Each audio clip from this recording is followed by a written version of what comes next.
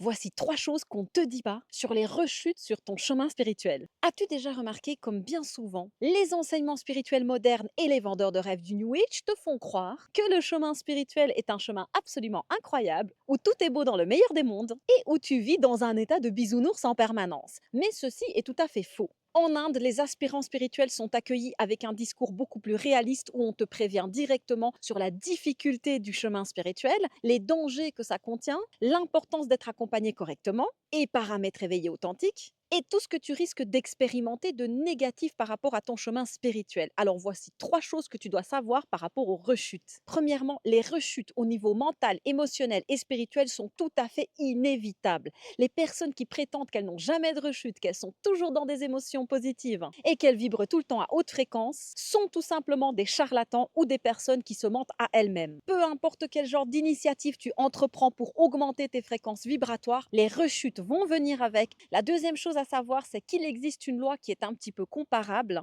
à la loi de la gravité. C'est que plus tu montes en fréquence vibratoire dans tes expériences transcendantales, plus par après tu peux t'attendre à une rechute qui ira d'autant plus bas. Et c'est tout simplement comme si tu lançais quelque chose vers le haut et que bien sûr ça va finir par retomber et plus c'est monté haut, plus la violence de la rechute va être forte. Et c'est une loi notamment qui a été partagée par l'une des yoginis les plus expérimentées et élevées de notre monde qui était la mère de Pondichéry, Shakti de Sri Aurobindo qui a créé Auroville. Et ce n'est que très progressivement qu'on se libère de l'impact des rechutes sur nous au niveau émotionnel et mental. Et la troisième chose à savoir sur les rechutes, c'est qu'il existe des moyens de diminuer l'impact karmique négatif de ces rechutes sur ta vie et sur ton karma. Et ces techniques, je les partagerai dans une prochaine vidéo. Alors continue à me suivre et mets dans les commentaires si ce sujet t'intéresse et si tu souhaites davantage de moyens de faire face à ces rechutes d'une façon qui fonctionne vraiment et qui est applicable de manière concrète dans la vie de tout le monde, même les personnes sans expérience.